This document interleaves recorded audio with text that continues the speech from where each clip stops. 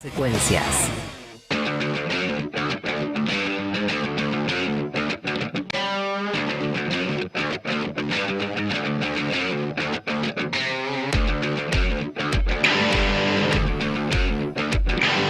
En este viernes 2 de enero, 8:41 de la mañana, hay que decir que enfrentamos un nuevo año, pero los mismos problemas. Le damos la bienvenida al 2026 y, como suele suceder en estos momentos de balance y reflexión, quería traer cómo aparece esta hoja de ruta del gobierno en relación a lo que se viene. Digo, ¿qué es lo que dice el gobierno que se viene para este 2026? Porque en principio no parece muy distinta a la del año pasado. Recién hablábamos con Fer Alonso sobre los números de inflación y decíamos, bueno, terminamos con números de inflación muy parecidos a los que terminamos el 2024, con este casi 2,5% que se proyecta para diciembre del 2025. Entonces, hay que recordar que ese 2024 cerraba con dudas en relación al régimen cambiario, que en ese momento era el crawling peg, ¿no? Esa evolución del dólar al 2% y después al 1% que cambió Caputo, y que ahora tenemos un techo y un piso de la banda que van creciendo, pero que funciona básicamente de la misma manera, ¿no? Porque lo que nos interesa es la evolución del techo, y del piso nos hemos olvidado. Entonces tenemos un régimen cambiario que llega con muchas dudas, tenemos inflaciones del 2,5%, pero tenemos también nuevamente promesas de bajarla de parte del presidente de la Nación. Monetaria tiene un rezago. Nosotros creíamos que era entre 18 y 24 meses. Hay un trabajo reciente que hizo en una tesis doctoral un alumno, digamos, de doctorado de un amigo mío que da teoría monetaria, que es Enrique Neder, y probó que, digamos, los rezagos son 26 meses. Digamos, ¿esto qué quiere decir? Que para mitad del año que viene o agosto, digamos, la inflación va a converger a 0, y algo. Claro. Digamos, seguro va a empezar con 0. Me asombra la seguridad y lo carteado, tipo. Pero es lo que estás viendo. Científicamente hablando, desde la economía. Sí. Que tenés que estar para asegurar eso. O sea, la inflación cerca de agosto, digamos, del año que viene, va a empezar con 0. Claro. A mí también me asombra con la seguridad que dice esto, dado que no es la primera vez que anuncia que en unos meses, ya pateando la pelota para adelante, la inflación va a arrancar con 0, algo que no sucedió nunca en la gestión de Javier Milei. El número más bajo fue 1,6% y duró un mes.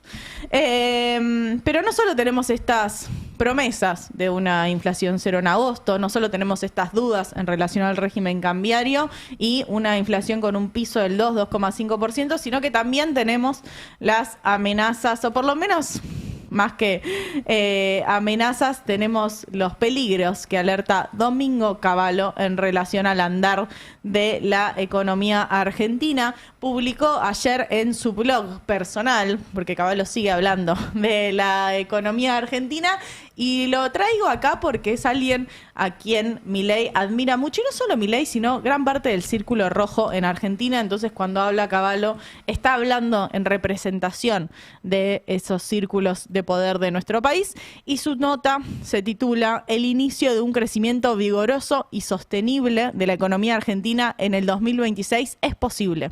La secuencia de las reformas es clave", en una nota que le dice al gobierno básicamente qué es lo que tiene que hacer. Voy a leer el primer párrafo, que dice: "Es cierto que haber logrado el ajuste fiscal en tiempo récord y contar con un régimen de incentivos fiscales para grandes inversiones en sectores como la energía, la minería y las tecnologías avanzadas brindan argumentos para sostener que el 2026 será un año de crecimiento económico. Pero el gobierno no debe dormirse en los laureles". Esto lo está diciendo sobre todo siendo benevolente con el gobierno, porque hay muchos acuerdos entre Domingo Cavallo y Javier Milei en relación a cuáles son las reformas estructurales que hay que hacer en este país, pero en lo que no hay acuerdo tiene que ver con el dólar y con el régimen cambiario. Por eso en la siguiente placa dice en esta nota: "El segundo paso imprescindible es la sanción en lo posible por ley de un nuevo régimen monetario y cambiario como el que funciona muy bien en Perú". O sea, tenemos al padre de la convertibilidad, una ley que decía que un peso valía $1, diciendo que hay que hacer de nuevo una ley que cambie el régimen monetario y cambiario, como el que funciona muy bien en Perú, que es un régimen cambiario y monetario de flotación sucia. En Perú, que es siempre el horizonte de esta gente, un país con más del 70% de su población en la informalidad y con uno de los índices de desarrollo humano peores de la región, ni hablar de Sudamérica, pero también incluso de Latinoamérica. Habla justamente de la importancia de este complemento, o sea, de hacer este régimen cambiario por ley en relación a un complemento al presupuesto que ya tiene aprobado el gobierno, y también dice que lo más importante es bajar el riesgo país justamente para poder avanzar en esta lluvia de dólares que llegaría desde el exterior. Repito, esto lo dice Domingo Cavallo, una persona que tiene muy buena comunicación con Washington, muy buena comunicación con inversores de Estados Unidos. Y este último párrafo de esta parte dice: sin la completa liberalización cambiaria y financiera, va a ser muy difícil que las expectativas de los inversores privados en el sector real de la economía ayuden tanto a la estabilidad macroeconómica como al crecimiento vigoroso. Marcando esta contradicción, ¿no?, entre que vos tenés un régimen cambiario todavía muy regulado, sobre todo para las empresas, y pretendés crecer económicamente. Si pasamos a la siguiente placa de esta nota, donde habla justamente de la inflación y del riesgo país, dice: la reducción de la tasa de riesgo país es más importante que la reducción inmediata de la tasa de inflación, porque si no baja la tasa de riesgo país, siempre estará como espada de Damocles un posible salto devaluatorio o la necesidad de frenarlo mediante muy altas tasas de interés, que es básicamente lo que sucedió a lo largo del 2025, ¿no? Como vos tenías un riesgo país todavía muy alto, no tenías una posibilidad de endeudarte en el exterior, bueno, aparecía esta falta de dólares todo el tiempo en el horizonte diciéndote: devaluá, devaluá, devaluá, o aumentar las tasas de interés, como llegaron a estar muy por encima, causando todo este endeudamiento y este círculo vicioso en las familias. Por último, y no leo más a Minguito Cavallo, les juro que no les traigo más traumas de hace 30 años, en la última placa de Cavallo tenemos el cierre de esta nota que dice: este informe que estoy terminando de escribir persigue precisamente sugerir una salida que no tiene nada de traumática. De nuevo, esto lo escribe el padre de la convertibilidad. Sigue: si pronto se eliminan las restricciones cambiarias y se hace funcionar el sistema monetario, cambiario y financiero como lo vengo sugiriendo, el único efecto estanflacionario que puede provocar será temporario y desaparecerá tan pronto el tipo de cambio nominal se ubique a un nivel de equilibrio del tipo de cambio real. Y el manejo macroeconómico podrá seguir conduciendo a la estabilidad con crecimiento económico. Yo siempre que leo a Cavallo haciendo recomendaciones de política económica y dice: esto no va a ser traumático, va a ser un momento así, un poco de crisis, pero después se acomoda, me da bastante miedo. Pero de nuevo, esto hay que leerlo como las amenazas que le da parte del poder real, parte de los sectores económicos concentrados, que no les cierra el camino que está teniendo el dólar, no les cierra este régimen cambiario. Y es loco pensarlo, ¿no? Porque en realidad el gobierno ya se adelantó, ya hubo un cambio en el régimen cambiario, en la actualización de este techo y de este piso, que empieza a regir desde hoy y que tiene que ver con conectar la inflación con el proceso de evaluación, ¿no? Si hay una inflación del 2,5% como hubo en noviembre, entonces el dólar aumenta al 2,5%.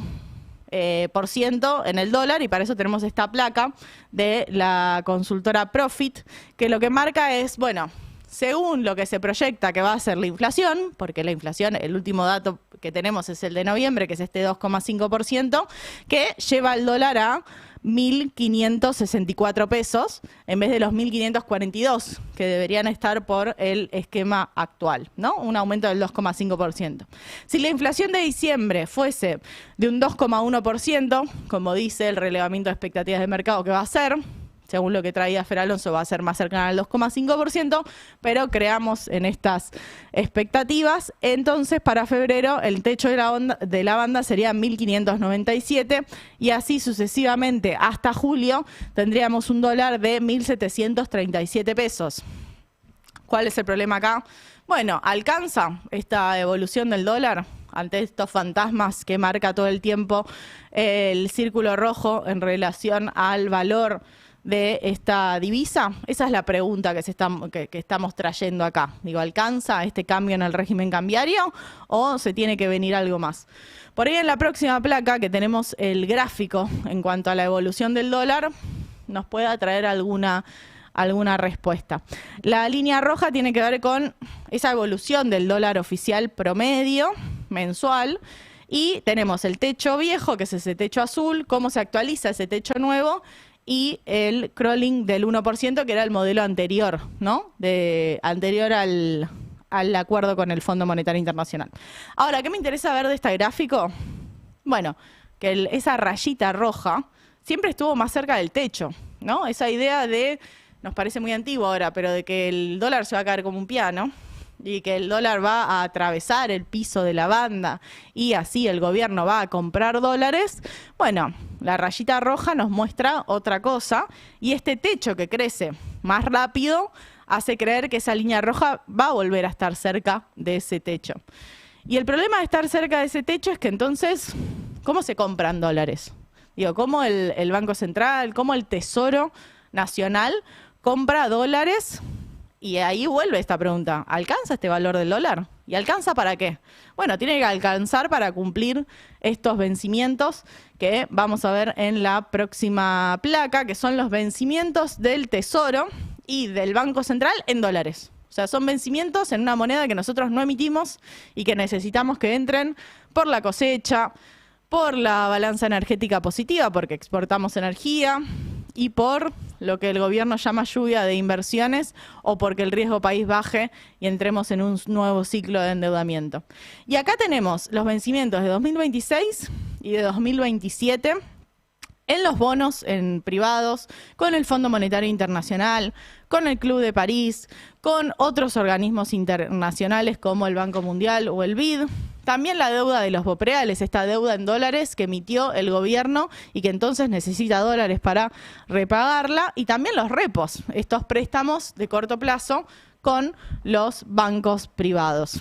En total, en 2026 tenemos 18.000 millones de dólares, incluyendo capital e intereses, de deuda con estos organismos, y en 2027 estamos hablando de 22.2 millones de dólares. Es un total en los próximos 2 años que le queda al gobierno de 43.000 millones de dólares. Este gráfico, que es de 1816, esta consultora que se dedica especialmente a hablarle a los mercados financieros, a hablarle a los bancos, dice, bueno, ¿cuál sería el total si logra refinanciar una parte, ¿no? Si logra un rollover, si le va bien al gobierno y refinancia parte del capital. Bueno, estamos hablando de 33.9 millones de dólares. Es un montón de plata que necesita el gobierno para hacer frente a estos vencimientos de deuda. Entonces, de nuevo, la pregunta es, ¿alcanza? ¿Llega la Argentina a juntar esos dólares? Sí, hay una buena cosecha fina, va a haber una buena cosecha gruesa, hay una balanza energética positiva y van a entrar dólares. ¿Esos dólares se van a quedar acá? Porque no tenemos que hablar solo de los dólares que van a entrar a la Argentina, sino también de los dólares que se van de la Argentina. Y acá hice un recorte de Infobae, para que nadie dude de la fuente, que habla del auge de Punta del Este en el inicio de la temporada. Récord de vuelos privados y niveles históricos en alquileres. Esa viene de Argentina, ¿eh? Un montón de vuelos privados desde la Argentina hacia Punta del Este. También hablábamos en la semana del récord de turismo en Brasil. Entonces, acá hay que entender que este modelo que hace que muy pocas personas le queden plata, pero esa plata que le quedan la pueden dolarizar y pueden irse a viajar a Punta del Este, pueden irse a Brasil, pueden irse a Chile, pueden irse a Miami y se llevan esos dólares que la Argentina, por lo menos en este modelo, necesita para hacer frente a los vencimientos que tiene. Y ante esta situación, donde no sabemos si los dólares alcanzan, o para qué van a usar esos dólares, o cuál es la prioridad para usar esos dólares, Sturzenegger tuitea que quienes vacacionan en el resto del país son héroes nacionales. héroes nacionales. Esto generó un debate en Twitter que a mí me parecía innecesario porque creo que no hay que ser economista para darse cuenta que una persona que vacaciona en el exterior no es un héroe de la producción nacional. No es un traidor tampoco, pero no es un héroe. Es una persona que decide que sus pesos los quiere gastar en dólares en otros países. Pero el problema es que incluso en la lógica de Sturzenegger, para que esto tenga sentido y para que una decisión sea completamente libre, entonces vos no tenés que intervenir en el mercado de cambios. Digo, vos tenés que dejar el dólar, que el dólar valga, lo que tenga que valer, y que la persona defina si con ese dólar le sirve irse a Punta del Este, le sirve irse a Brasil, le sirve irse a Miami. Hay varias inconsistencias en este gobierno y son de nuevo las mismas inconsistencias. Las del gobierno libertario más regulador del mundo. Arrancábamos los audios del día con Milei diciendo yo cumplí mis promesas. Y él tenía la promesa de prender fuego el Banco Central y hoy el Banco Central es uno de los organismos más importantes reguladores de esta economía. Entonces vemos que no le queda otra que mantener estas inconsistencias porque la inflación ya la tiene en 2,5% y no puede permitirse una inflación más alta con los sueldos planchados como están. Entonces, el tema es cómo arrancamos un año nuevo con un gobierno jugando al fleje otra vez, jugando siempre a esperar dólares que aparezcan de la nada para salvarlos nuevamente en estos salvatajes que necesita cada 6 meses. Entonces, ahora esperan un nuevo blanqueo a partir de esta ley de inocencia fiscal que ya salió en el boletín oficial para que vengan los dólares y los salven nuevamente. Entonces estamos ante un nuevo año, pero los mismos problemas. En un mundo de titulares.